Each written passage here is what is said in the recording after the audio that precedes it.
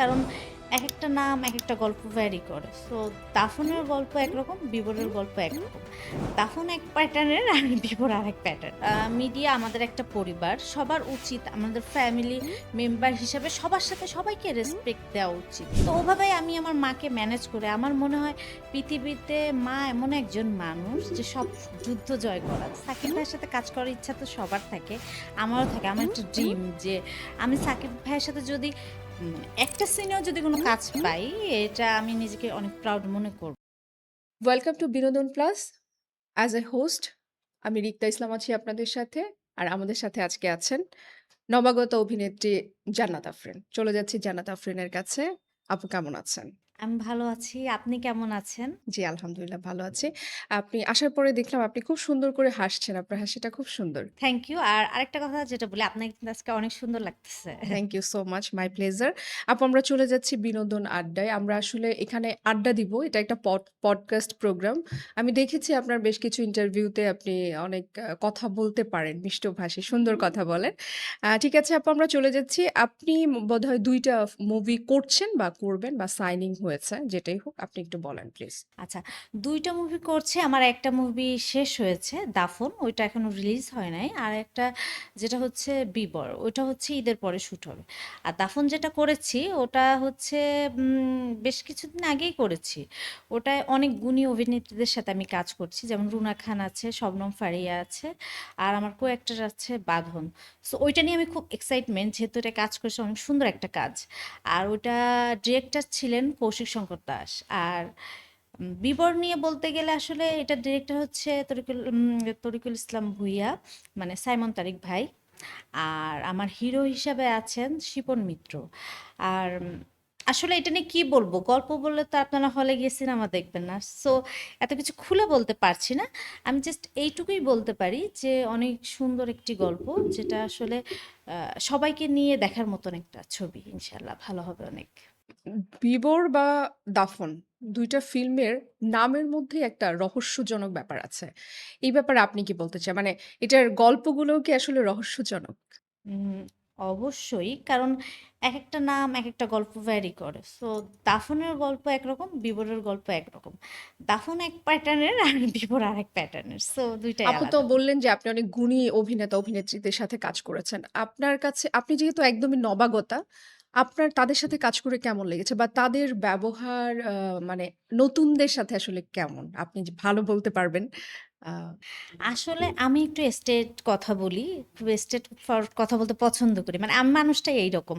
So আমি আমার media জগতে এই ৪ বছর। সো আমি এইটুকুই দেখেছি, যারা সিনিয়র অভিনেত্রী আছেন বা অভিনেতা আছেন, এদের ব্যবহার অনেক ভালো। এরা খুব ডিসেন্ট, ইভেন যারা নতুন আছে এদের সাথে অনেক রেসপেক্ট দিয়ে বা অনেক সুন্দর করে কথা বলে। যেমন আম আমি আরেকটা ওয়েব করেছি, মাফিয়া।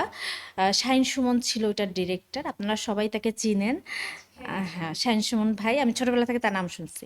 তো ওইখানে আমি মিশা ভাইয়ের সাথে একটা ক্যারেক্টার করেছি। সো তো আমি ওনাকে দেখেছি ছোটবেলায় টিভির পর্দায় দেখতাম, যে ভয় লাগতো ওনাকে দেখে। সো ওনার সাথে যখন আমার কাজটা, আমি খুব ভয় লাগতেছিল যে দেখে আমি তো বসে আছি, কিভাবে তার সাথে মানে অ্যাক্টিংটা করব। সো আমি তার কাছে গেলাম, ভাইয়া আপনার সাথে আমার ফার্স্ট কাজ, আমার তো অনেক ভয় লাগতেছে, আমি কি পারবো? ভাই তুমি কোনো একদমই ভয় করবা না, তুমি কোনো কিছু মনেই করো না। সো আমার এরকম অনেক কিছু আছে, যারা সিনিয়র আছেন তারা অনেক ইয়ে হয়, বাট কোঅপারেটিভ হয়। হ্যাঁ, আর যারা নতুন আছে কিছু আর্টিস্ট, এদের ভাবটা অনেক বেশি থাকে। আচ্ছা, আচ্ছা। যেমন আপনি মানে ২-১ জনের নাম কি আমরা জানতে পারি কিনা? ওভাবে তো আসলে বলতে গেলে আমাদের তো সমস্যা। একসাথে সবার সাথে কাজ করি না, তখন কাজ করবে না আমার সাথে।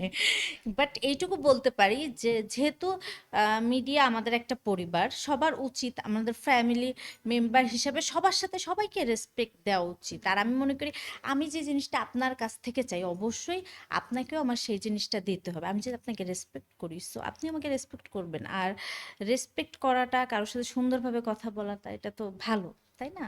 আপুর ব্যাকগ্রাউন্ড কি ছিল? আপনি আসলে কোথায় মানে আপনার ছোটবেলাটা কোথায় কেটেছে? কোথা থেকে বড় হয়েছেন? আ বা আমি হচ্ছে খুলনার মেয়ে। আমার দেশের বাড়ি খুলনা। সো আমি আমার ব্যাকগ্রাউন্ড বলতে, আমি মধ্যবিত্ত ফ্যামিলির একটা মেয়ে। খুব কনজারভেটিভ। আমার ফ্যামিলি একটু হজ করা। সো মানে আর মানে আমি যখন মিডিয়াতে আসছি এটা কেউই পছন্দ করে না আমার ফ্যামিলি থেকে। আমি শিল্পকলাতে ছিলাম, ফার্স্ট ক্লাস করেছি ওখানে। সো আমার মনে হয়েছে একটা টাইম যে আমি যদি আম মানে মিডিয়ায় কাজ করতে চাই, খুলনায় থেকে তো আর আসলে মিডিয়ায় কাজ করা ওভাবে যাবে না, নিজেকে প্রেজেন্টও করতে পারবো না। সো দ্যাট আমার মনে হচ্ছে ঢাকায় যেতে হবে। তো ওভাবেই আমি আমার মাকে ম্যানেজ করে, আমার মনে হয় পৃথিবীতে মা এমন একজন মানুষ যে সব যুদ্ধ জয় করা যায়। সো আমি আমার মার সাথে মানে মা আমার পাশে ছিলেন, এই জন্য আমি মানে এই পর্যন্ত আসতে পেরেছি আর কি। আপু পড়াশোনা কোথায় করেছেন? আমি খুলনায় করেছি। আমি ঢাকাতে ৪ বছর, আর আমার সবকিছুই খুলনায়। আচ্ছা। খুলনাকে উম মিস করেন তাহলে? অবশ্যই আমি প্রতি মাসে একবার যাই। আর খুলনার মানুষ সম্পর্কে তো আপনি জানেন, খুলনার মানুষরা কেমন হয়। হ্যাঁ, ভালোই হয়। আর মিডিয়াতে অনেক ভালোই হয়। আমি তো আপনার সামনে, আমাকে হ্যাঁ, দেখেন। হ্যাঁ, ভালো অবশ্যই ভালো। আর খুলনার তো অনেক অভিনেতা, অভিনেত্রী। খুলনা থেকে মনে হয় অনেক অভিনেত্রী আসে আসলে। আমি একটু বলি, সেটা হচ্ছে খুলনা বাদ দিলে কিন্তু নায়িকা থাকবে না। ও! আমি বলি যে সেটা হচ্ছে মৌসুমী আপু, পপি আপু, তমা মির্জা, মিষ্টি জান্নাত, মন্দিরা, পূজা চেরি আর জান্নাত আফরিন। আর কেউ আসছে মিডিয়ায়?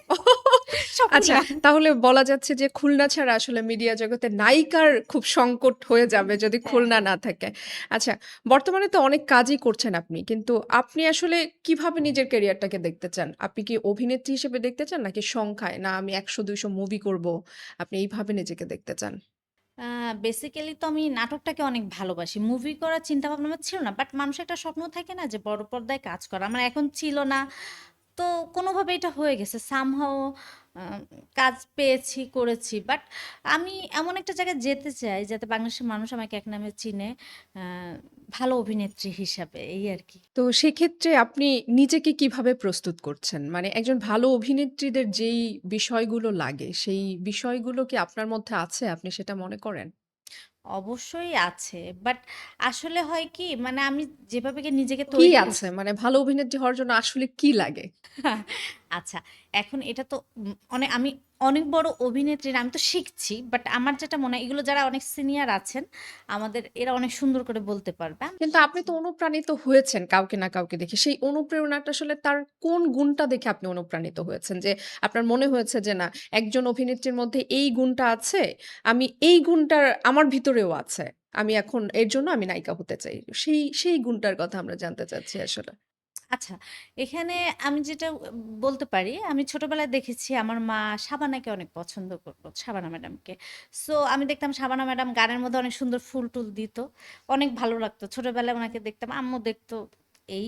আর তারপরে শাবনূর আপুকে অনেক ভালো, অনেক চঞ্চল বা এরকম। সো আমিও ঐরকম। আর সবথেকে বড় কথা যেটা, সেটা হচ্ছে আপনি অভিনেত্রী হন, আপনি যে প্রফেশনেই থাকেন না কেন, আপনার ভালো মনের মানুষ হতে হবে।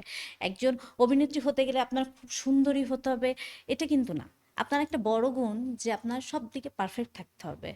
মানে ভালো ব্যবহার বলেন, আপনার অভিনয়ের দক্ষতা থাকতে হবে। এই তো। আচ্ছা। তো বর্তমানে যারা কাজ করছে আপু তো সাবানার কথা বললেন। বর্তমানে যারা কাজ করছে তাদের মধ্যে থেকে একজনের আপনি কাকে আপনার ভালো লাগে আসলে? আমার জয়াপুকে ভালো লাগে। না উনি বিষয়টা হয়েছে কি উনি আসলে জাতীয় নায়িকা হয়ে গিয়েছে আমাদের কাছে। আ কোন অর্থে আমি বলছি এমন কোন মানুষ নেই যে বলবে না যে জয়া আহসানকে ভালো লাগে না। জয়া আহসানকে সাইডে রেখে কারোর কথা বলেন। নুসরাত ফারিয়া আপু, ওনাকে ভালো লাগে। উনি সুন্দর নাচে, ওনাকে ভালো লাগে। উনিও হোস্ট ছিল একটা টাইম আপনার মতো। আপনিও চাইলে নায়িকা হয়ে যেতে পারেন। আপনি সুন্দর আছেন। না, না, না আপনারা নায়িকা হচ্ছেন, আপনারা থাকেন। আমরা তাহলে আপনাদের ইন্টারভিউ কে নিবে? আমরা ও যদি আচ্ছা, আচ্ছা। নায়িকা হয়ে যাই। আ যাই হোক, আপনাদের আপনার নায়ক কার সাথে কাজ করার ইচ্ছা আছে? আপনি তো অলরেডি মনে হয় ভালো নায়কদের সাথে কাজ করেছেন বললেন। তো আ সামনে কি শাকিব খানের সাথে কাজ করার ইচ্ছা আছে কিনা? আচ্ছা শুনেন, এটা আসলে হয় কি, সাকিব ভাইয়ের সাথে কাজ করার ইচ্ছা তো সবার থাকে। আমারও থাকে। আমার একটা ড্রিম যে আমি সাকিব ভাইয়ের সাথে যদি মানে একটা সিনেও যদি কোনো কাজ পাই, এটা আমি নিজেকে অনেক প্রাউড মনে করব। তার মতো গুণী একজন অভিনেতা, মানে তাকে আমার অসম্ভব ভালো লাগে। সে তো মাশাআল্লাহ অনেক সুন্দর। এছাড়াও মানে অভিনয় বা তার এত বছরের ক্যারিয়ার, সবকিছু মিলিয়ে তাকে আমার ভালো লাগে। কারণ আপনি একটা জিনিস দেখেছেন কিনা আমি জানি না, এত কিছু তাকে নিয়ে হয়। সে কিন্তু কখনো কাউকে নিয়ে কোনো একটা বাজে মন্তব্য কোনো কিছুই কিন্তু সে বলে না। সে একটা গুড পার্সোনালিটির একজন মানুষ। তো আমারও ইচ্ছা আছে, আমার যদি কোনো ডিরেক্টর, কোনো যে সহৃদয়বান ডিরেক্টর তার মানে সুযোগ আপনি হয়। বলতে চাচ্ছেন যে তার ব্যক্তি জীবনকে আপনি আলাদাই রাখতে চাচ্ছেন। কিন্তু একজন অভিনেতা হিসেবে আপনি তাকে ১০০ তে কত না, মার্ক আমি দিবেন? ২ টা মিলিয়ে তাকে ব্যক্তি জীবন আর অভিনেতা হিসেবে। কিন্তু ব্যক্তি জীবনে তো উনি বেশ বিতর্কিত আসলে। কারণ উনার আমরা সবাই জানি যে উনার ২ জন ওয়াইফ আছেন এবং ২ জনই নায়িকা এবং এই ২ জন ২ দিন পর, পর দেখা যায় বিভিন্ন ধরনের মিডিয়াতে উনাদেরকে নিয়ে কিন্তু আলোচনা সবসময় আসে। তো আপনি এই ব্যাপারে কি বলবেন? আর এই ২ জন অভিনেত্রীর মধ্যে আপনার কাকে ভালো লাগে? অপু বিশ্বাস নাকি বুবলি? দুজনের সাথে আমার দেখা, আমি কিছু বলতে গেলে মায়ের খাবো। সো দ্যাট আমি আসলে এটা তার ভালো লেগেছে, সে করেছে। বাট আমার যেটা মনে হয় পার্সোনাল বিষয়গুলো না পার্সোনাল থাকা উচিত। কিন্তু হয় কি সামনাসামনি সবাই এখন দেখছি, যেহেতু ফেসবুক হয়ে গেছে, ইন্টারনেটের যুগ, সবাই একটা কিছু হলে সরি সামনে চলে আসে সব কিছু নিয়ে। এগুলো আসলে আমার ভালো লাগে না। আর আপনি কি দেখেছেন যে সাকিব ভাই কখনো তার পার্সোনাল বিষয় নিয়ে সে এইভাবে মিডিয়াতে কিছু না, লিখেছে, উনি ওইভাবে নিজে বলেছে? কিন্তু কিছু বলে না। কিন্তু উনার পার্টনার আমি জানি না, উনার পার্টনাররা এসে সবসময় উনাকে নিয়ে খুব ২ জনের মধ্যে একটা ভালো কিন্তু কম্পিটিশন সবসময় আমরা দেখি। এনিওয়েজ এটা তাদের ব্যক্তিগত ব্যাপার। আমরা তাদের ব্যক্তিগতভাবেই রাখুক তারা আমরা এইটাই আশা করব। দর্শকরাও নিশ্চয়ই এইটাই আশা করেন যে তারা তাদের ব্যক্তিগত বিষয়টা ব্যক্তিগতভাবেই রাখুক। যেটা বলছিলাম, শাকিব খান এখন বাংলাদেশের একজন ব্র্যান্ড। সবাই আসলে চায় তার সাথে কাজ করার জন্য। আর আ তার যেই কাজের প্যাটার্ন গুলো আগে যেরকম কাজ করত, তখন কিন্তু তাকে কেউ মানে আমার মনে হয় এত পছন্দ তাকে কেউ করত না। এখন যে কাজগুলো করছে, এটা একটা ভালো অভিনেতার গুণ। এই ব্যাপারে আপনি তার কাছ থেকে কি নিতে পারেন? মানে নিজে আপনার কি শেখার আছে তার কাছ থেকে?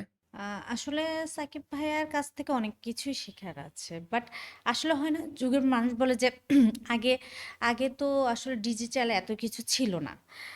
সিনেপ্লেক্স ছিল না। সিনেমা হলে মানুষ সিনেমা দেখতো। আর মানুষ এখন হইছে কি, এমন কিছু দেখে ফেলছে এখন, আ মানে কোয়ালিটি ভালো না হলে মানুষ ওটা দেখবেও না। অনেক ভালো কিছু দেখে ফেলছে। আর সাকিব ভাইয়ের কাছ থেকে বলব, সে আসলে অনেক কষ্ট করছে। কষ্ট করে এই জায়গাটা আসছে। একদিনের তো না, আসলে কষ্ট করলে যেকোনো জিনিস, ওইটার ফল আল্লাহ আপনাকে ভালো দিবে। আর ওনার যে গুণগুলো বলবো, উনি একজন ভালো একজন অভিনেতা, ভালো মনের মানুষ।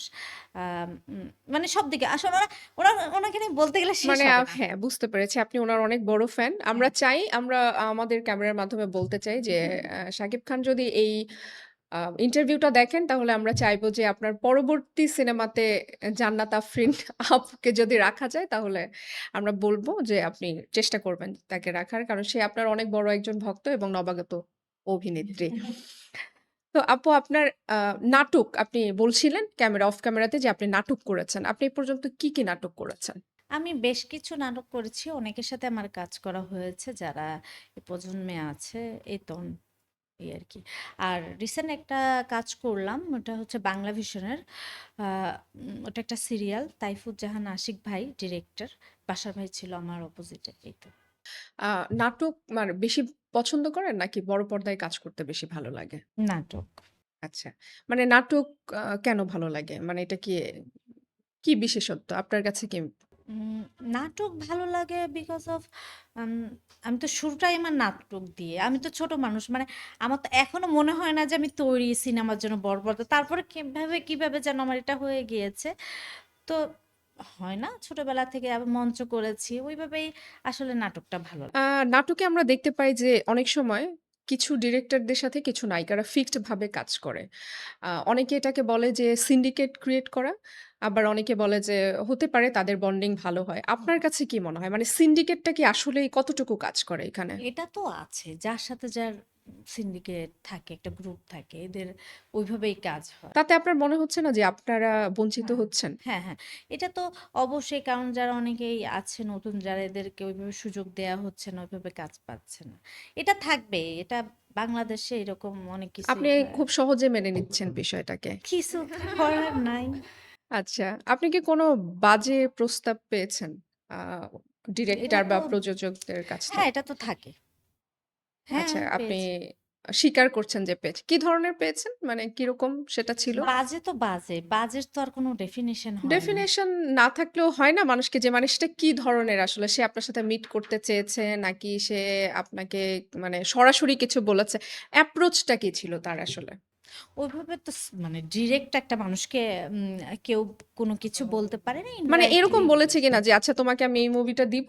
আ এই বিনিময়ে তুমি আমার সাথে আ কক্সেসবাজার চলো বা আমার সাথে মিট করো। এরকম কিছু কি? আমার মুভির জন্য কিছু কথা, আবার ২ জনই ডিরেক্টর অনেক সম্মানজনক জায়গায় আছে, অনেক সিনিয়র পারসন তারা। একজন তো প্রায় মানে ৫০ বার হজ করছে আমার ডিরেক্টর একটা। আরেকজন যে আছেন উনিও অনেক বড় মাপের একজন সিনিয়র। এরকম না। বাট আমার যখন শুরুটা হয়েছিল তখন আমি আম এ ধরনের কথা আকার ইঙ্গিতে বুঝছি যে তার ইনটেনশন ভালো না। আচ্ছা। তখন কি আপনি ওখান থেকে সরে এসেছেন? হ্যাঁ, অবশ্যই আমি সরে এসেছি। আচ্ছা। আমরা ইদানিং যেটা দেখতে পাই সেটা হচ্ছে যে যারা TikTok এ কাজ করে, যারা ইনফ্লুয়েন্সার হিসেবে কাজ করে, YouTube বলেন, সবাই এখন সেলিব্রিটি। এই বিষয়ে আপনার কি মতবাদ? মানে এটা কি আলাদা হওয়া উচিত না? মানে যারা চলচ্চিত্র জগৎ নিয়ে কাজ করছে, তাদের জায়গাটা, নাটকে যারা আছে তাদের জায়গাটা বা যারা এই TikTok বা এই জায়গাগুলো থেকে আসছে, তাদের কি একটা ডিফারেন্ট জায়গা থাকা উচিত কিনা? অবশ্যই। কারণ একজন আ সিনেমায় যারা কাজ করে বা নাটকে এটা তো আলাদা ক্যাটেগরি অবশ্যই থাকা উচিত। আর মানে যে কেউ দেখতেছে সেই বলতেছে আমি সেলিব্রিটি। একটা শুট করছে আমি সেলিব্রিটি। সেলিব্রিটি তো ওইটা না। সবাই যাকে পছন্দ করবে বা অভিনয় দিয়ে একটা জায়গায় আসবে সেই সেলিব্রিটি আমার মনে হয়। এই ব্যাপারে আপনাদের মাঝে কি রাগ হয় না? যে আচ্ছা একজন টিকটকার এসে পরিচয় দিচ্ছে, আমিও সেলিব্রিটি। মানে একটু কি খারাপ লাগে না? এটা তো খারাপ লাগে যে আমরা তো কত কষ্ট করেছি। আমি যখন ঢাকায় এসেছি, আমি অনেক মানে ৫ টা ৬ টা মেয়ের সাথে একসাথে আমি তখন থাকতাম। আমার অনেক স্ট্রাগল হয়েছে। আমি তখন আমার বাসায় আমি জানাই নাই যে আমি কষ্ট করতেছি ঢাকায় এসে। আমার এত প্রবলেম হচ্ছে। বাট আমি এটা বললে হয়তো কি আমার বলতো খুলনা চলে আয়। কিন্তু সেটা আমি করি নাই। সো এত কষ্ট করে একটা জায়গায় আসছি বা কিছু, অনেকে দেখতেছি যে কিছু না করে তারা সেলিব্রিটি। এটা তো হুম। এবং আরেকটা জিনিস যেটা দেখা যাচ্ছে যে এখন সেলিব্রিটিরা প্রচুর বিদেশে ট্যুর দিচ্ছে। আপনি কোন দেশে গিয়েছেন? আয় হায়! আমার তো পাসপোর্টে ছিল না। বছর খানেক হয়েছে আমি করেছি। তাও এটা ডিরেক্টররা বলেছে, "কি ব্যাপার? জান্নাত তুমি তো অভিনয় করো, তোমার তো পাসপোর্ট করা উচিত।" আমি শুধু ইন্ডিয়ায় গিয়েছি, আর কোথাও যাইনি। ও আচ্ছা। কিন্তু এই ব্যাপারে কি আপনি পিছিয়ে আছেন মনে করছেন? হ্যাঁ, পিছিয়ে আছি বাট যাবো। আ আমাদের কিন্তু এখন দেখা যাচ্ছে যে বেশ কিছু নায়িকা যারা আছে, মানে আমি খুব established নায়িকাদের কথা বলব না। মানে মোটামুটি যারা কাজ করছে এরকম নায়িকাদেরও দেখি যে দুবাই যেয়ে বিভিন্ন ধরনের ভিডিও দিচ্ছে এবং প্রত্যেকদিন এভরিডে আমাদের একজন নায়িকা আছেন, আমি নাম নিতে চাচ্ছি না। এভরিডে সে ভিডিও আপলোড করছে এবং দুবাইয়ের বিভিন্ন কিছু সে দেখাচ্ছে। তো এই ব্যাপারে আসলে আপনি কি আমি আমার মনে হয় আপনি বুঝতে পেরেছেন আমি কার কথা বলছি। এখন তো যে সুগার ড্যাডি থাকে, কত কি থাকে মানুষের। এখন যদি নিয়ে যায় তাহলে তো সে সপ্তাহের মধ্যে ২-৩ দিন যাবে দেশের আপনার কেন বাইরে। সুগার ড্যাডি নাই? মানে নাই, আমি তো বলে ফেললাম ডিরেক্ট। আপনার কি আছে? না, সুগার ড্যাডি ট্যাডি আমার না। আমি এগুলো পছন্দ আচ্ছা, করি না। সুগার ড্যাডি পছন্দ করেন না নাকি সুগার ড্যাডি পাচ্ছেন না? না, পাই তো। আমি তো প্রতিদিন আর না হলে ১০০ টা প্রেমের অফার পাই। আমার আসলে সবাইকে পছন্দ না। ভালো লাগে না। কিন্তু প্রেমের অফার পাচ্ছেন কি না মনের মতো মিলছে না। কেন করছেন না কেন তাহলে? আম আমার ছেলেদের বিশ্বাস হয় না। আমি ছেলেদের বিশ্বাস করি না। আমি মনে করি ওদেরকে যতই ভালোবাসা হোক না কেন, তারপরও মন পাওয়া তাহলে যাবে কি না। জীবনে অনেক বড় ছ্যাঁকা খেয়েছেন? না, ছ্যাঁকা খাইনি, বিশ্বাসের অভাব আছে আমার কিছুটা, এই আরকি। মানে এই জায়গাটা কেন আপনার ক্রিয়েট হয়েছে যে কারণ আমি দেখেছি আমার ফ্রেন্ড সার্কেল দেখেছি যে আমার বান্ধবীদের দেখেছি এত ভালোবাসতেছে, এত কিছু করতেছে। তারপরও এরকম হচ্ছে। বাট আমার মনে হয় আমাকে যে ভালোবাসবে সে আমার সাথে এই ধরনের কিছুই করবে না। সে শুধু আমাকে নিয়েই থাকবে। তো এরকম যারা মিডিয়াতে কাজ করে তাদের চিন্তা তো এরকম থাকলে হবে না। তাদেরকে তো চিন্তাভাবনা আরো ব্রড করা দরকার। কেমন ব্রড করা দরকার? এই যে আপনি নিজেই তো বলে দিলেন যে অনেকের সুগার ড্যাডি থাকে। তো সেদিক থেকে তো আপনি বললেন যে আপনার এতদিন পাসপোর্টও ছিল না। আমার তো এত চাহিদা নাই। আমার তো উম উম মানে এত লাক্সারিয়াস লাইফ এর দরকার নাই। আমি মনে করি আল্লাহ আমাকে যেমন রাখছে মাশাআল্লাহ আমি অনেক ভালো আছি আলহামদুলিল্লাহ। আর যাদের আমার মনে হয় প্রয়োজন আছে তাদের সুগার ড্যাডি দরকার, এক্সট্রা চাহিদা যাদের। মানে আপনি একজন নায়িকা কিন্তু আপনার এত কম চাহিদা। এটা আসলেই প্রশংসার যোগ্য আমি মনে করি। এটা খুব পাওয়া যায় না। এখন হ্যাঁ, আসলে আমার এগুলো চাহিদা আছে ভালোবাসার। সেটা অ্যাজ এ ফ্রেন্ড হিসেবে আমি চাই সবাইকে মন থেকে ভালোবাসুক। এটারই একমাত্র চাহিদা আমার। আমার আর কোনো কিছু চাহিদা না যে কেউ সুইট করে আমার সাথে একটু কথা বলবে, এটাই আমি হ্যাপি হয়ে যাই। আগামী ৫ বছর পরে আপনি নিজেকে কোথায় দেখতে চান? আমি আগামী ৫ বছর পর এমন একটা জায়গা দেখতে চাই যে আমাকে বাংলাদেশের প্রত্যেকটা মানুষ চিনবে যে হ্যাঁ, এটা জান্নাত, এটা জান্নাত, আমি হেরে যাচ্ছি জান্নাত। মানে আপনাকে চিনবে এটাই আপনার। চিনবে। মানে আপনার ভালো অনেক অভিনেত্রী হিসেবে আচ্ছা, চিনবে। আচ্ছা। আপনার অনেক টাকা-পয়সা অনেক কিছুর দরকার তাহলে নেই। আমরা ধরে নিচ্ছি। হ্যাঁ, শোনো একটা মানুষকে ভালো থাকতে গেলে খুব বেশি টাকার দরকার হয় না। আপনি দেখা যাচ্ছে অনেক কোটিপতিও আছে যাদের ঘরে শান্তি নাই। অনেক লাক্সারি লাইফ তারা মেইনটেইন করতেছে। দেখেন তার শান্তিতে নাই। আবার দেখা যাচ্ছে যে একটা রিক্শাওয়ালা সেও অনেক শান্তিতে আছে। আমরা একটা আপনার ইন্টারভিউতে দেখেছিলাম যে আপনি একটা ইন্টারভিউতে বলেছিলেন যে আপনি একজন হুজুর বিয়ে করতে চান এবং এইটা বেশ মোটামুটি বাংলাদেশে অনেকেই এই ইন্টারভিউটা দেখেছে। তো হুজুর কেন বিয়ে করতে? মানে এটা একটা কন্ট্রোভার্সিয়াল হয়ে গেল না? আপনি একজন সিনেমাতে কাজ করছেন, আপনি বিয়ে করবেন হুজুর। এটা তো আসলে আচ্ছা, এখানে যেটা বলি একটু ভুল আছে আপনার। সেটা হচ্ছে আমি বলেছি আমাকে জিজ্ঞেস করা হয়েছিল আপনি কেমন ছেলে পছন্দ? আমি বলেছিলাম যে আমার হচ্ছে আ নামাজ পড়বে বা রোজা রাখবে। এখন মুসলিম হিসাবে কি এটা নামাজ পড়াটা কি খারাপ? এটার জন্য কি হুজুর হতে হয়? হুজুররা তো অনেক খারাপ। ধর্ষণ করতেছে না? কিন্তু আপনি একজন হুজুরের নামও বোধহয় বলেছিলেন। আমি এই মুহূর্তে নাম বলতে পারব আচ্ছা, না। নাম আমি বলে দিচ্ছি। মিজানুর রহমান আজারি আর আসিফ হুজুরকে আমার ভালো লাগে, এটা বলেছিলাম। কিন্তু আমাকে এখানেও জিজ্ঞেস করা হয়েছিল যে, "কোন হুজুরকে আপনার ভালো লাগে?" এটা বলেছি। বাট আমি যে হুজুর বিয়ে করবে এটা না। আমি বলেছি একটা ভালো মনের মানুষ যে নামাজ পড়বে, আল্লাহর রাস্তায় আছে এটা। আর আমি মিডিয়ায় আছি এটা তো আমার প্রফেশন। প্রফেশন আমার যে কিছু হতেই পারে। আমি যে নামাজ পড়ি না এটা না। আমি তো তাহাজ্জুদও পড়ি, আমি রোজা রাখি। এটা অনেকে বিশ্বাস না করলেও আমার যায় আসে না। সো এটা যার, যার সেক্ষেত্রে কি আপনি সবকিছু ছেড়ে দিতে পারবেন? আপনার পার্টনার যদি এরকম হয়, সে যদি বলে যে না আপনি আর কোন কিছু করতে পারবেন না। হুজুর বলে না, আমার যদি বিয়ে হয়, সে মানুষটা যদি আমাকে ভালোবাসে, সো তার জন্য অবশ্যই আমি ছাড়তে পারবো। কারণ আমার মনে হয় বিয়ের পরে একটা মেয়ের হাসব্যান্ডের কথা শোনা উচিত। কারণ বিয়ের আগে একটা লাইফ থাকে, পরে একটা লাইফ থাকে। তখন তো আর নিজের ইচ্ছা মতো কিছু করা যায় না। তাহলে তো সংসারে অশান্তি হবে। আ একটু ভিন্ন দিকে বলি, নায়িকাদের সৌন্দর্য নিয়ে একটু কথা বলতে চাচ্ছি আপনার সাথে। এখন দেখা যাচ্ছে অনেক নায়িকারাই অ্যাস্থেটিক ট্রিটমেন্ট করাচ্ছে। এই ব্যাপারে আপনি কি বলতে চান? এবং এটা সবাই করাচ্ছে। আপনি অল্প কথায় অ্যান্সার দিলে এটা আমি নিব না। আচ্ছা, সবাই করাচ্ছে। অনেক বড়, বড় সেলিব্রিটি আছে তারা সবাই এরকম করতেছে। আবার এমন মানুষ আছে সেটা করে তার চেহারা যা ছিল তাও বাজে হয়ে গেছে। আপনি বিপাশাকে চেনেন কিনা? আমাদের খুব সুন্দর একজন মডেল ছিলেন উনি। উনি দেশের বাইরে গিয়ে উনার চেহারা এত বাজে হয়ে গিয়েছে সার্জারি করে। সো আপনি আমাকে দেখে বুঝতে পারতেছেন যে আমি কিন্তু কোনো সার্জারি না, আমি ন্যাচারাল যেরকম সেরকম। লিপ করতেছে, গ্লুটাথায়ন দিচ্ছে। আমার মনে হয় যে আল্লাহ যেটুকু দিয়েছে এটাকে সুন্দরভাবে সাজিয়ে গুছিয়ে রাখলে এমনিই সুন্দর লাগে। আল্লাহর থেকে বেশি কিছু করলে সেটা খারাপ হয়ে যায়। তাহলে আপনি কি অ্যাস্থেটিক ট্রিটমেন্ট কে মানে সাপোর্ট না, করছেন? আমি সাপোর্ট করি না। কারণ আমি কিছুদিন আগে দেখেছি মুম্বাইতে একজন নায়িকা মারা গিয়েছে। আর আমার মনে হয় এগুলা কারণ যেহেতু এটা ব্লাডের মধ্যে দিয়ে যায়, তো এটা তো ক্ষতি শরীরের। আমি জানি এটা ডক্টররা ভালো জানে আমার মনে হয়। বাট আমার ভয় লাগে। আমি এগুলার মধ্যে মানে আমি তাহলে আপনি কখনো সাপোর্ট না। করবেন না। না, না আমি করব না। আমি করব না। আমাদের দেশের একজন খুব বিখ্যাত নায়িকা অপু বিশ্বাস আপুর কথাই বলি। উনি কিন্তু একটা সময় দেখা গিয়েছে যে উনার স্কিনে অনেক ধরনের সমস্যা ছিল। বাট এখন আমি ওনাকে রিয়েলি দেখেছি। তো দেখেছি খুব সুন্দর মাশাআল্লাহ। মানে যেটাকে বলে যে ক্যামেরাতে উনি যেরকম আসে এর থেকেও আসলে দেখতে অনেক বেশি সুন্দর। তো উনি কি অ্যাস্থেটিক ট্রিটমেন্ট করিয়ে এটা হয়েছে? আপনার কাছে কি মনে হয়? হ্যাঁ, আপু তো ট্রিটমেন্ট দেয়। আর সবাই তো আসলে ফেসবুকে তো সবাই তো শেয়ারই করে এগুলা। আমরা তো দেখতেই পারি কে, কে ট্রিটমেন্ট নিচ্ছে। কিন্তু তারা কিন্তু অনেক সময় স্বীকার করতে চায় না। এখন করে না। আগের চেহারা দেখলেই তো বোঝা যায় যে কেমন ছিল আর পরে। আচ্ছা। কিন্তু একটা বয়সের পরে যে আপনার মনে হয় না যে করা উচিত মানুষের?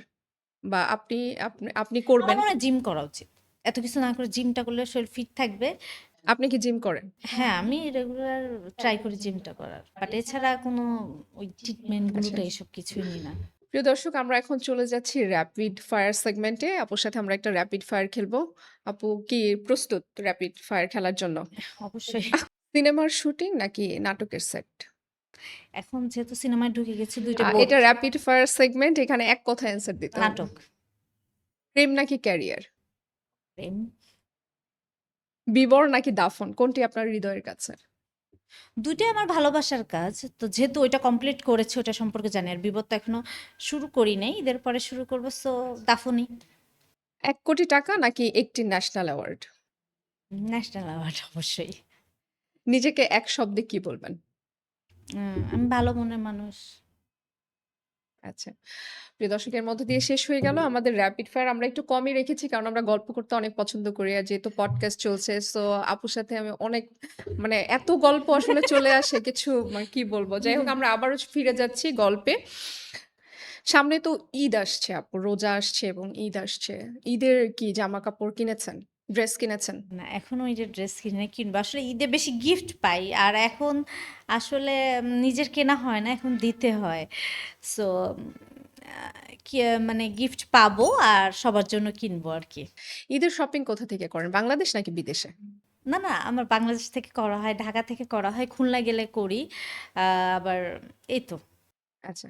আ কারণ এখন সবাই আসলে বিদেশ থেকে অনেক কেনাকাটা করছে, তো এজন্য আমি আপনাকে জিজ্ঞাসা করলাম যে বিদেশ থেকে কিনেছেন। আর আপনি হয়তোবা আমাকে দেখবেন আমি কোনো অনুষ্ঠানে বা কোথাও গেলে শাড়িটাই প্রেফার করি। সো আমি দেশীয় পণ্য পড়তে খুব বেশি কোন পছন্দ ব্র্যান্ড করি। থেকে কেনা হয় বেশি? আড়ং, আড়ং থেকে কেনা। নন ব্র্যান্ডের জামা কি পরা হয়? হ্যাঁ, আমি ফুটপাত থেকেও ড্রেস নিয়ে নিই। আমার যদি ভালো লাগে ব্র্যান্ড থেকেও নিচ্ছি। যে ফুটপাতে একটা জিনিস পছন্দ হইছে আমি ওইটাও নিয়ে নিই। আবার ব্র্যান্ডের কিছু পছন্দ হইলে ওইটাও নিই। আচ্ছা, আচ্ছা। নূরজাহান মার্কেট একটা মার্কেট আছে নামে। খুব বিখ্যাত এবং দেখা যায় যে অনেক সেলিব্রিটি ওখান থেকে কেনে। আপনার কি যাওয়া হয় ওখানে? হ্যাঁ, আমি গিয়েছি ওখানে ২-৩ বার গিয়েছি। বাট ওখানে একবার গিয়ে আমার আসলে ব্যাগ থেকে টাকা চুরি হয়ে গেছিল। মানে ব্যাগের চেন থেকে নিয়ে নিছে। এখন কি চিনে? সব জায়গায় গেলে কি আপনাকে চিনতে পারে সবাই? টুকটাক তো চিনে, টুকটাক চিনে। আমি বলব না যে সবাই আমাকে চিনে এটা না, বাট চিনে। এটা কিভাবে এনজয় করছেন? মানে উপভোগ করছেন কিভাবে বিষয়টাকে? আ এটা আসলে অনেক ভালোই। অনেকে দেখা যাচ্ছে আমার একটা নাটক দেখে আমাকে মেসেঞ্জারে ভিডিও পাঠিয়ে বলে, "আপু আপনার নাটক দেখতেছি বা আপনার সাক্ষাৎকার" বা এটা আমার অনেক ভালো লাগে। আসলে এত কষ্ট করি, খুলনা থেকে একটা মেয়ে স্ট্রাগল করে এই পর্যন্ত এসেছি। কেউ ভালো বললে আসলে শুনতে অনেক ভালো লাগে। পরিবারের আত্মীয়স্বজনরা কিভাবে নিচ্ছে আপনাকে? পরিবারে আমার মামা আমার সাথে ৬ মাস কথা বলে নাই। যেহেতু মিডল আমি বললাম না আমার ফ্যামিলি সবাই হজ করা। কেউ আমাকে মানতে চায় না। আমার সাথে কেউ কথা বলত না। সো এখন একটা জায়গায় আসছি। এখন সবাই আমার সাথে কথা বলে। এখন সবার সাথে গুড একটা রিলেশন। বাট কেউ একমাত্র আমার মা যদি না থাকতো, আমার মনে হয় না আমি এই জায়গাটাতে আসতে পারতাম। আচ্ছা। আপু কি রান্না করতে পারেন? হ্যাঁ, আমি রান্না করতে পারি। কি ভালো পারেন? আমি শাক, ভর্তা এগুলা ভালো পারি। সামনে তো ঈদ আসছে, নিজে কিছু রান্না করবেন? ঈদের দিন তো আসলে আম্মুকে একটু হেল্প করি। ঈদের রান্নাটা মাই করে। আর মার হাতের রান্নাই আমার অনেক ভালো লাগে। সত্যি কথা যেটা। আমার আম্মু ঈদে অনেক কিছু রান্না করে আমার জন্য, ফ্যামিলির জন্য। ইভেন আমার আম্মু রান্না করেও আমার দেখা যাচ্ছে আমার মামিদের বাসায়ও পাঠাতে হয়। আচ্ছা, ঈদ কোথায় করবেন? ঢাকাতে নাকি খুলনাতে? আ আমার দেশের বাড়ি খুলনা। অবশ্যই আমি খুলনাই করব। আর যেহেতু আমার ফ্যামিলির সবাই মানে বেশিরভাগ মানুষই খুলনাতে আছে। সো ওখানেই করা হবে। আ আপু, ইদানিং একটা বিষয় খুব ভাইরাল, সেটা হচ্ছে পোশাকের দাম জিজ্ঞাসা করা। এটার ব্যাপারে আপনি আসলে কি বলতে চান? আচ্ছা, এটা ছোটলোকি মনে হয় না? মানে কেউ একটা ঘড়ি পরলো, কেউ কাকে ছোট লোক মনে হয়? যে জিজ্ঞাসা করে তাকে নাকি যারা উত্তর দেয়? যে উত্তর দেয় সেও আর যে জিজ্ঞেস করে এইটাও। কারণ আমার মনে হয় যে একটা মানুষকে কত টাকা নিছে, হ্যাঁ, তাকে সুন্দর লাগছে তো এটাই বড় কথা। কত নিছে, কি নিছে এটা জানার কি দরকার? জিজ্ঞেস করলে আরো দামটা বেশি বেড়ে যায় আমার মনে হয়। হ্যাঁ, এটা কিন্তু ঠিক। কারণ যখন উত্তর দিচ্ছে তখন কিন্তু দেখা যাচ্ছে যে উনারা উত্তরে ৫,০০,০০০, ১০,০০,০০০, শোনেন ২০,০০,০০০। একটা ড্রেসের দাম আমি বলি ধরেন ২-৩ হাজার টাকা। সে বলতেছে ৫০,০০০ টাকা। এটা হাস্যকর না? এটা তো ভাইরাল হওয়ার জন্য হ্যাঁ, বলতেছে। হ্যাঁ, সেটাই। আপনারও এটাই মনে হচ্ছে যে ভাইরাল হওয়ার জন্যই করছে। এই যে এত ভাইরালের ছড়াছড়ি, এই বিষয়গুলো আসলে কিভাবে দেখছেন? আ আমার মনে হয় যে ভাইরাল হতে গেলে একটা মানুষকে নিজের কাজ দিয়ে ভাইরাল হওয়া ভালো। মানে উল্টাপাল্টা কথা না বলে নিজের কাজ যোগ্যতা দিয়ে ভাইরাল তো হওয়া ভালো। এখন মানুষ আসলে কতটুকু কাজ করছে? অনেক বড়, বড় অভিনেতা, অভিনেত্রীদের দেখা যাচ্ছে যে সারা বছরে হাতে একটাও কাজ নেই। হ্যাঁ? তো কাজ দিয়ে আসলে কি এখন ভাইরাল হওয়া সম্ভব আপনার মনে হয়? সম্ভব। আসলে আমাদের সিনিয়ররা হচ্ছে না, ভালো, ভালো কাজ অবশ্যই হচ্ছে। কিন্তু এখন আসলে ইন্টারনেটের যুগ যে যেভাবে পারছে, যে যেখান থেকে উঠে আসতেছে, কেউ একটা টিকটক বানাচ্ছে ভাইরাল, কেউ একটা বাজে স্ল্যাং ইউজ করতেছে সে ভাইরাল। মানে বিভিন্নভাবে সে ভাইরাল হচ্ছে। পানিতে লাফ দিচ্ছে সেও ভাইরাল। এই সমস্ত আপু কি ইউটিউবার চিনেন বাংলাদেশের? যারা ইউটিউবিং করে বা ইনফ্লুয়েন্স করে তাদের কাকে বেশি ভালো লাগে? এরকম কেউ আছে যে যার কাজ ভালো লাগে দেখতে? সালমান, সালমান মুক্তাদিরকে ভালো লাগে। সালমান মুক্তাদির আসলে এখন আর কনটেন্ট ক্রিয়েটর ওইভাবে মনে হয় উনাকে বলা যায় না। এছাড়া তো আমার ভালো লাগে, উনাকে ভালো লাগে আরেকটা কারণে। উনার পার্সোনাল আমি দেখেছি উনি উনার ওয়াইফের আগে বাচ্চা ছিল ২ টা। সে বিয়ে করেছে। তো একটা ছেলের এইসব মেন্টালিটি আসলে অবশ্যই মানে বলতে হবে সে অবশ্যই ভালো মনের মানুষ। না হলে হ্যাঁ, আজকালকার সেটা ছেলেরা তো নিঃসন্দেহে। চায় যে আমি আনম্যারিড একটা মেয়েকে বিয়ে করব। আর ছেলেরা একটু অল্প বয়সী মেয়েদেরকে পছন্দ করে, বয়স কম মেয়েদেরকে। হুম। আসলে ভাই বয়স কম বা টাকা পয়সা আছে এগুলো দিয়ে সংসার সুন্দর কখনোই হবে না। যদি না সে ভালো মনের মানুষ হয়। সো আপনি অনেক সুন্দরী দেখে আপনি বিয়ে করলেন, ভালো মনের মানুষটা। দেখা যাচ্ছে তার সাথে ১ কাপ চা খেতেও আপনার ভালো লাগবে না। আচ্ছা। আর যদি ভালো মনের মানুষ হয় না, আপনি না খেয়ে থাকলেও ডাল ভাত খেয়েও আপনি শান্তিতে থাকবেন। এটা হচ্ছে আমার ভাষ্য। হুম, আমি হুম। জানি না অন্যান্য মেয়েদের অনেক চাহিদা থাকে হুম, বা হুম। তারা কিভাবে নেয়। হুম, হুম। বাট আমার যেটা মনে হয় আমি সেটা বললাম। আপু সামনে তো রোজা আসছে। আপনি কি রোজা রাখেন? অবশ্যই আমি রোজা রাখি। রোজাতে কিছু রান্না-বান্না করা হয় বা সময় পান আসলে? রোজায় আসলে রান্না-বান্না আমি খুব কম করি। মানে রান্না যে পারি না সেটা না। আর রোজার সময় তো অন্যরকম একটা ভালো লাগা থাকে যে ফ্যামিলির সবাই মিলে একসাথে ইফতার করাটা। মানে এটা যে কি আনন্দ এটা বলে বোঝানো যাবে না। রোজা বলতেই অনেক মানে ঈদের থেকে বেশি খুশি লাগে ইফতারের টাইমটা, সেহরির টাইমটা। বাট যেহেতু মানে আমি এবার ঢাকাতে আছি রোজার সময়টা। সো আমার তো পুরা ফ্যামিলির সাথে আমরা তো আ জয়েন্ট ফ্যামিলি। সো আমার মামারা আমরা সব একসাথে ইফতার করি। সো এইটা হবে না মানে আমি বাসায় আছি, আমার নানু, আম্মু এদেরকে নিয়েই করা হবে।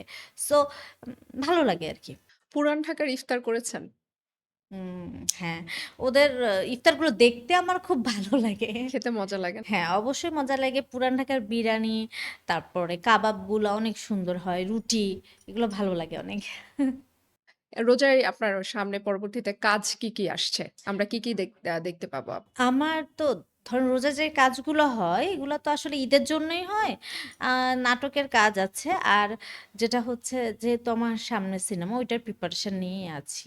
মানে ঈদের নাটক এই আরকি। ঈদের নাটক কয়টা নাটকে সাইন করেছেন এই পর্যন্ত? আম আমার ২ টা নাটক করা হয়েছে। আর কথা চলছে, সামনে হবে আরকি। এখনো তো অনেক টাইম আছে। হ্যাঁ, অনেক সময় বাকি আছে। আমরা আম ঈদে কি করবেন? ঈদে কি করব? খুলনায় যাবো, ঘুরবো, ফ্যামিলির সাথে টাইম দিব। আচ্ছা, আপনি তাহলে খুলনায় ঈদ করছেন। হ্যাঁ। আ দর্শকদের উদ্দেশ্যে যদি আপু কিছু বলার থাকে তাহলে প্লিজ একটু বলবেন। আচ্ছা, দর্শক কথাটা যেহেতু চলেই আসলো, সবথেকে আপন পরিবারের মানুষের থেকে এরপরে কিন্তু দর্শকরাই আমাদের সবথেকে বেশি আপন হয়। দর্শকদের আমি এটাই বলব যে আমাদের দেশে এখন কিন্তু আগের থেকে অনেক সুন্দর, সুন্দর ভালো, ভালো কাজ হচ্ছে। আপনারা সবাই আমাদের কাজগুলা দেখবেন। বাংলা অনেক সুন্দর নাটক হচ্ছে, সিনেমা হচ্ছে। আপনারা না দেখলে তো আসলে আমরা বিপদে পড়ে যাব। সো আমাদের খুব বেশি, বেশি দেখবেন। আর যেটা বলতে চাই আমার জন্য দোয়া করবেন। আর আমিও যে আপনারা সবাই ভালো থাকেন, সুস্থ থাকেন। আর বেশি, বেশি নাটক সিনেমা দেখেন। Thank you. প্রিয় দর্শক, আজকের মতো বিনোদন প্লাসের আড্ডা এখানেই শেষ করছি। আমাদের সাথে ছিলেন জান্নাত আফরিন। কেমন লাগলো জান্নাত আফরিন আপুর ইন্টারভিউ? অবশ্যই জানাবেন নিচে কমেন্টে। আর পরবর্তীতে কোন সেলিব্রিটিকে নিয়ে আপনারা পডকাস্ট দেখতে চান, অবশ্যই নিচে কমেন্টে জানাবেন। সবাইকে ধন্যবাদ। ভালো থাকবেন, সুস্থ থাকবেন।